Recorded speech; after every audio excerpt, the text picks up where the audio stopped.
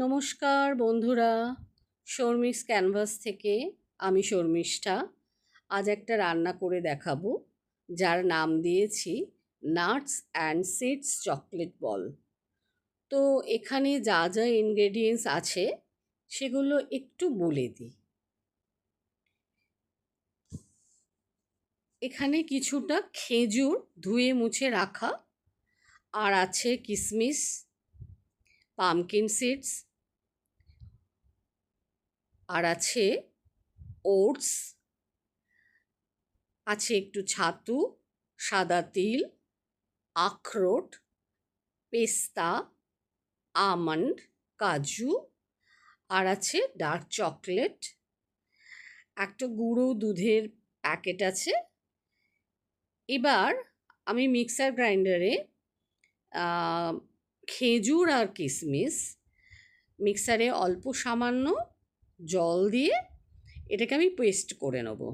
এই পেস্টটা, যে মাখাটা ডোটা আমি বানাবো সমস্ত কিছু দিয়ে, সেটা তার বাইন্ডিংয়ে সাহায্য করবে। তো আমি মিক্সির মধ্যে খেজুর আর কিশমিশ দিয়ে এটাকে পেস্ট করে নেব।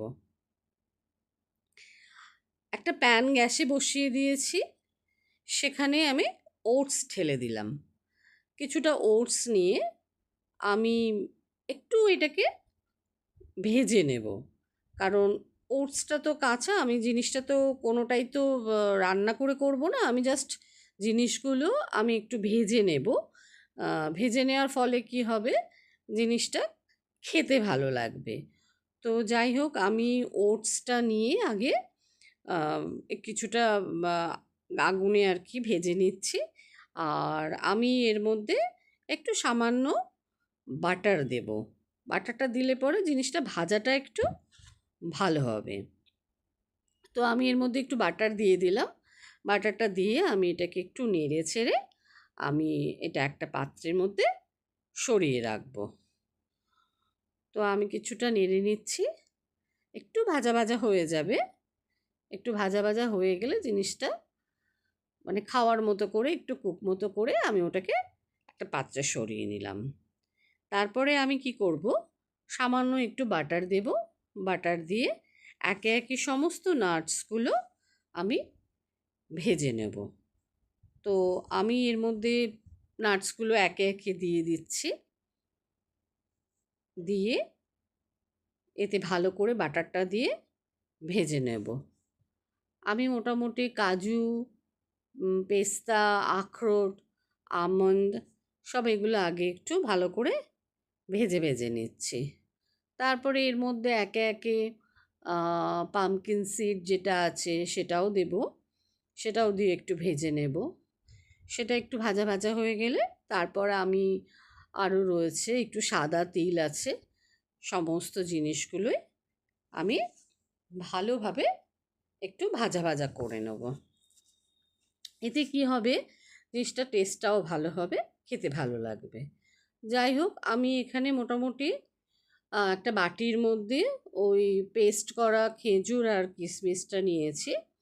তো তারপরে আমি একে ওর সঙ্গে সব কিছু মিলিয়ে দেবো। এখানে ওটসটা নিয়ে নিলাম। নাটসগুলো আমি একটু, নাটস আর সিডগুলো আমি একটু চপ করে রেখেছিলাম। সেটা এই যে এরকম পজিশনে আসবে। তো এগুলো মোটামুটি আমি ঢেলে দিলাম। তারপরে এটা দেওয়ার পর আমি কি করব, একটু ছাতু আছে যেটা, ছাতুটা দেব। ছাতুটা দিয়ে ওটা একসঙ্গে আমি একটা ডো তৈরি করব। তো এখানে আর একটা আছে কি, চকলেট সস।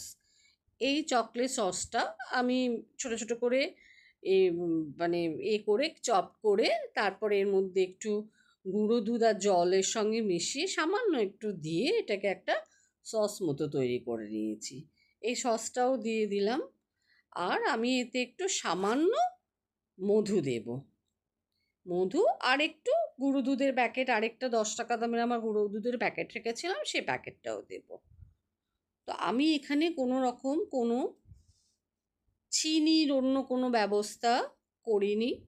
আমি পুরোটাই এই খেজুরটা যতটা মিষ্টি আছে, খেজুর কিশমিশ, আর আমি 2 চামচ মধু একটু টেস্টের জন্যে দিয়েছি, কারণ এর মধ্যে ওটস আছে, ছাতু আছে, এগুলো তো লাগবে তাই। যাই হোক, আমি ডোটাকে মেখে নিয়েছি। মেখে নিয়ে হাতে একটু বাটার নিয়ে নিয়েছি। দেখুন জিনিসটা ঠিক এই রকম হয়েছে। ঠিক এইভাবে একটু শক্ত গোলা মতো হবে।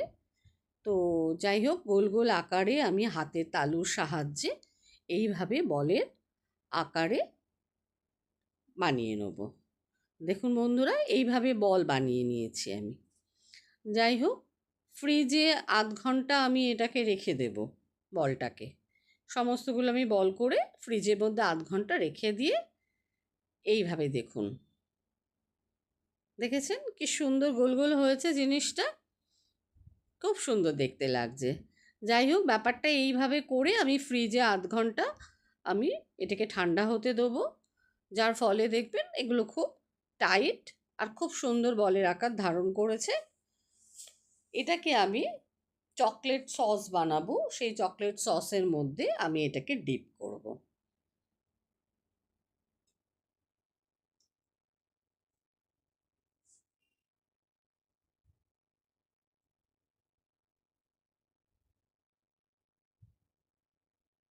তো যাই হোক, এইবার বলগুলোকে চকলেট সসের মধ্যে ডুবিয়ে নেওয়ার পালা।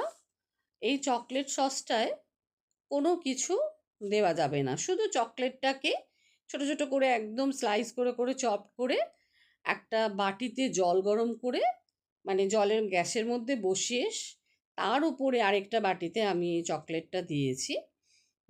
তো এই সসটা ওই গরম জলের যে বাষ্প আছে সেটাতে, তার সাহায্যে আমি সসটাকে বানিয়ে নেব। সসটা তৈরি হয়ে গেলে 2 টেবিল চামচ বাটার, বা যদি রিফাইন্ড অয়েল থাকে কিছুটা রিফাইন্ড অয়েল দিয়ে ভালো করে এটাকে ফ্যাটাতে হবে। ফ্যাটালে পরে এইরকম একটা সস তৈরি হবে। তো যাই হোক, এটা একটু গরম গরম থাকবে, তার উপরেই আমি বলগুলো দেব। একটা ফর্ক আর একটা চামচের সাহায্যে এইটাকে খুব সাবধানে ঠিক এইভাবে এটাকে ডিপ করে কাটার মধ্যে নিয়ে সমস্তটা যেটা এক্সট্রা সস থাকবে সেটাকে ঝেড়ে নিয়ে এটা একটা থালার মধ্যে বাটার পেপার পেতে তার ওপরে বলগুলো খুব সাবধানে রাখতে হবে। এই একটা একটা করে আমি সমস্তটা ডিপ করব, করে এই থালাটার মধ্যে সাজাবো। যখন আমার সমস্তটা সাজানো হয়ে যাবে, সবকটা হয়ে যাবে, তখন আমি কি করব, এটাকে আমি ফ্রিজের মধ্যে একটু আধ ঘন্টার মতো ফ্রিজে দেব। এবার ফ্রিজে যখন এটাকে দেব, তখন আধ ঘন্টার মধ্যে সমস্তটাই চকলেটটা পুরোটাই খুব সুন্দর সেট হয়ে যাবে। দেখুন ঠিক এইভাবে সেট হয়ে গেছে। আর যেগুলো বাকি যে এটা ছিল, গানাশটা ছিল চকলেটের, সেটা আমি একটা পাইপিং পেপারে কি সুন্দর দেখুন ঢুকিয়ে ওটা মুখটা কাঁচি দিয়ে কেটে ওর ওপরে সুন্দর করে আমি একটা ডিজাইন করে দিচ্ছি। সেটা সম্পূর্ণ মানে নিজের হাতের কাজ, এটা যে যেমনভাবে ডিজাইন করবে, আমি এইভাবে করেছি। যাই হোক, তারপর এই ডিজাইনটা সম্পূর্ণ করার পর আমি এটাকে আবার ফ্রিজে রাখবো। কিছুক্ষণ ফ্রিজে রাখলে এটা খুব সুন্দর টাইট হয়ে যাবে। তো বন্ধুরা, মোটামুটি এখানেই আমার রান্নাটা শেষ। আর আর কিছু না, ফ্রিজে রাখুন, তারপর বের করে ইচ্ছা মতো বের করে সেটাকে আপনি খান এবং আপনার প্রিয়জনদের খাওয়ান। তো এই রেসিপিটা কিন্তু খুবই হেলদি। সারাদিনে একটা দুটো খেলে খুব উপকার পাবেন। এখানে কিন্তু কোনো চিনির ব্যবহার আমি করিনি। যাই হোক, তো বন্ধুরা, আজকের ভিডিওটা কেমন লাগলো অবশ্যই জানাবেন। আর নিত্য নতুন ভিডিও পেতে অবশ্যই বেল আইকন প্রেস করবেন, সাবস্ক্রাইব করবেন, আর প্লিজ একটা লাইক করবেন।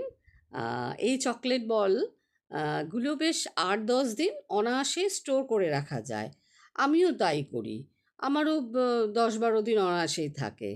তো আজকের মতো এখানেই। আমার দেখা হবে পরের ভিডিওতে।